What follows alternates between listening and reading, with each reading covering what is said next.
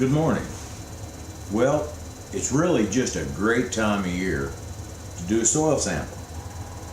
Yeah, we're early enough in the winter, far enough in, that you've really kind of got time now. If you do a soil sample, you've got time to add amendments and have things be pretty good by spring, be ready to grow your garden and know where you're at. So, but the question is, do we want to send one off to the state university to get their sample, or do you want to try a home test kit? That's the question, and that's what we're going to talk about today.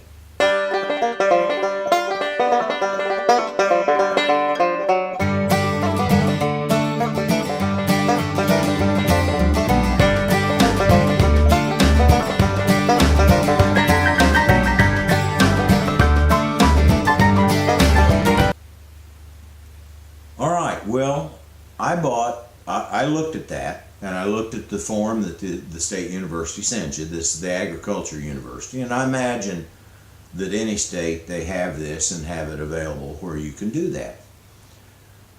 So I looked at their form, and they had 4 different packages you could pick, and one of them showed the NPK and the pH. I thought, okay, well, that's what I want, that's what I need.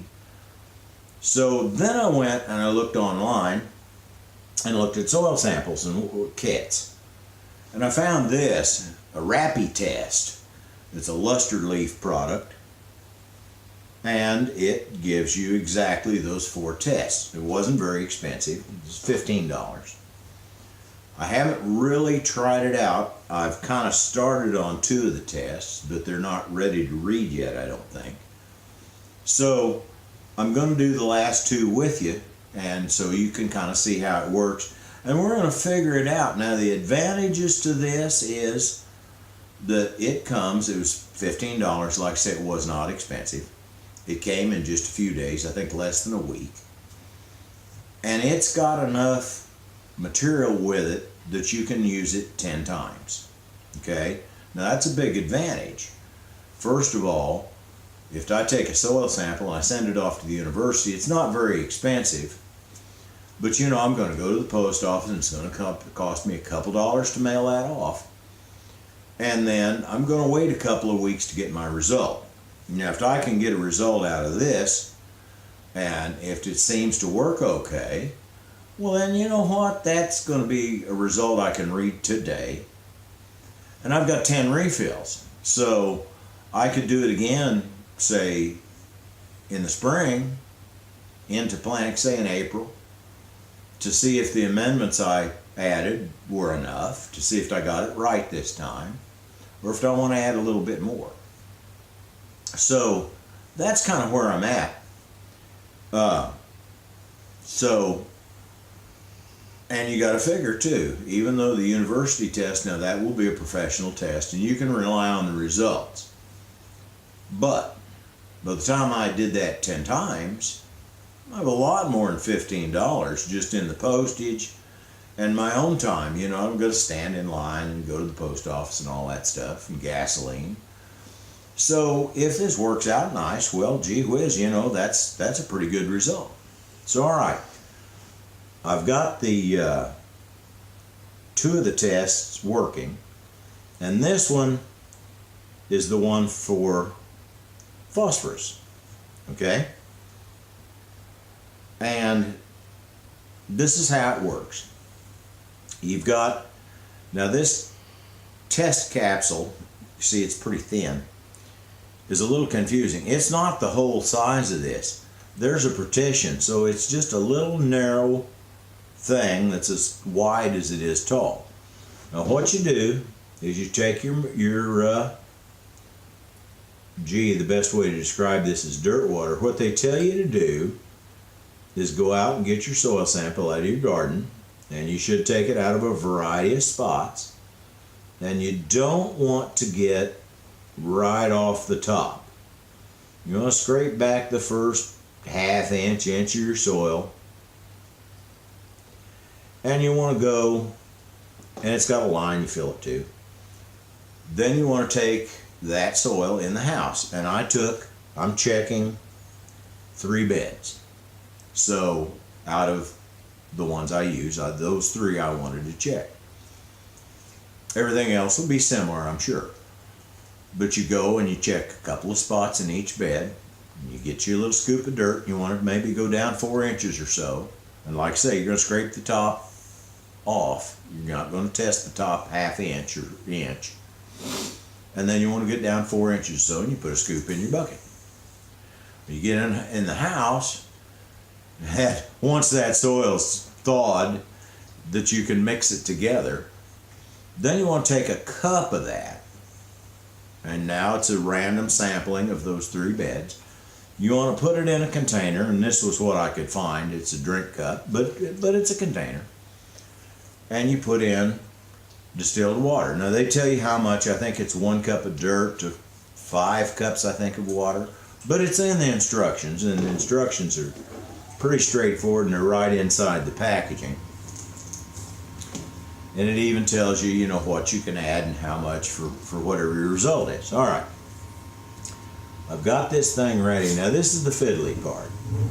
You have to separate this capsule, and you want the material to all go down in that little square.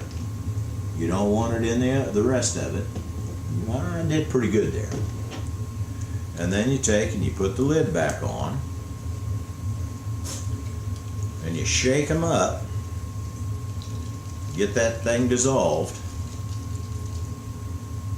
and then you set it off the side, and it's got to sit for a minute or 2, and it's got to develop a color. Okay? Now, here's the pH test, and it's a little different than the rest of them. In this one, there's a little line down here, and you put a little bit of soil in. And then you fill it with just distilled water. And you want to use distilled water for all of this stuff, because you don't want anything in your water to affect your soil sample. So you take a little dropper now, you got this little bit of dirt in there, and you start filling this up to the full line. Oh, and I was going to say, after you make your little batch of dirt soup that you're going to use for testing, you have to kind of then let it sit and settle out until it's a little cloudy. Maybe is okay, but you want it more or less to be clear. Okay? And here comes the fiddly part. All right. Dropped a little bit, but I think I got most of it, enough that it's going. Oh, darn. Darn. All right, let's put just a little bit more water in there. All right. May have to do this and over again. And then here again, you shake it up, get it all dissolved, and then you set it aside. Now I can see some color. I can see some color developing. It looks like that on phosphorus, taking into account the fact that the water was pretty cloudy, it looks like maybe I'm about adequate.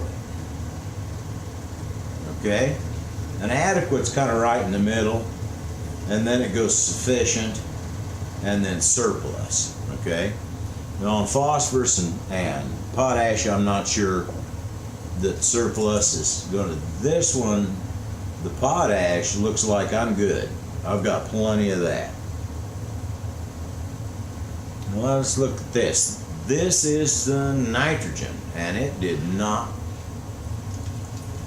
really blend together and do its thing. It just kind of all clumped at the bottom. So it's going to have to sit for a little bit, maybe. Well, I don't know. It's really hard to tell. It looks like maybe adequate, but it's really hard to tell. Okay? See if the pH has become, oh yeah, now it actually made a color. It looks like maybe I'm a little bit on the neutral side, and so this one worked out really well.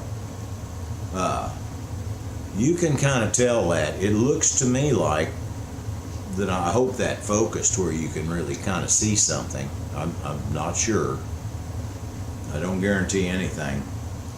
It looked like that's kind of coming out more neutral, so it really needs a little bit more acidity, because 6.0 to 6.5, and it might be okay.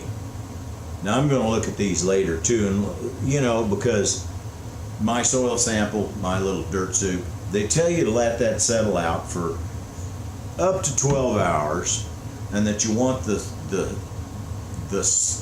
liquid, the water, to have settled out where it's clear. And they say a little cloudy is okay. Well, mine's more than a little cloudy, but yet I seem to be finding it's starting to look like that I can kind of tell. All right, would I buy another one of these? You know what? I think I would. I think I would. And here again, the reason is the efficiency of it. I've got 10 tries. I can do it anytime I want to. I can get the result that day. And I can test again later on in the year. Or I can put it away in a drawer, and I can bring it out, and I can do it again next year. Whatever I need to do. I think that's great. So, yes, I'd try this again. I would buy another one of these when the time came. So, there's how it is. My results came out basically with about everything. My pH is decent. I could use a slight bit more acidity. It looked like that the nitrogen is a little low. It's a little more towards deficient. The potash is fine. It's good. In fact, I'm seeing it better now, and it's well into the sufficient range. The phosphorus is harder to tell. I may be a little deficient. So, at that point, you make whatever decision you want. I think what I'm going to do, well, there's two ways I can go. I could either get organic fertilizer that's got some nitrogen, some, you know, of the elements that I need, and maybe add a little something for a little bit more acidity. And I'm just going to sprinkle that right on top of the mulch and let it work in over the rest of the winter, and let it work into the soil as you get snows and you get little showers and things, and freezing and thawing, it'll get into the soil. Organic fertilizer requires some time for the soil to break it down. Now, my soil, to my amazement, when I pulled back the mulch, and it was getting pretty thin, but the soil wasn't frozen. The mulch was frozen, but the soil wasn't. So, by spring, by the time we get into March and early April, that stuff would all be cooking along, be available to the plants. The other way to go would be to use a chemical fertilizer, like a Miracle-Gro, for instance, which is, it's got everything in it. You know, it's kind of heavy on the nitrogen, but it looks like I might need that. But it's real flexible and easy to use. And to be honest with you, plants cannot tell the difference. I've seen a picture that showed the molecular structure of a nitrogen atom made from a organic source, and then one made from a chemical source, and they're exactly the same. There's no difference. Your plants can't tell the difference. If the nitrogen's in the soil when they need it, they're going to use it, they're going to grow. I don't want to disparage anybody that's into the all natural and wants to do the organic. I don't want to disparage that at all.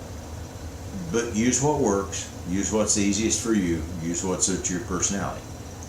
Well, all right, that's about it. As far as a soil sample kit, you know what? I'm not disappointed with that. I think this is okay, and I think I could do that and get a reasonable result that I can trust. And yeah, I'd do that again. I'm going to take this and I'm going to take these little containers, I'm going to rinse them all out and take the little dropper and so forth, and I got to wash out that cup before my wife beats me to death.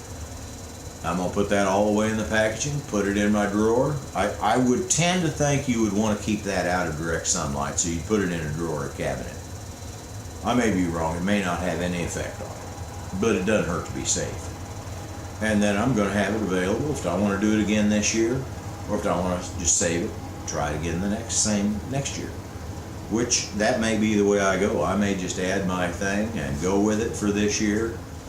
To be honest, it's always gratifying if you check things and you find out you're okay, you're where you need to be. That's gratifying. But for me, you know what? It's nice to know what I need to add. So now I can look forward to an improvement in my garden for this coming year. Well, okay, folks, thank you very much. I want you all to have a quality day.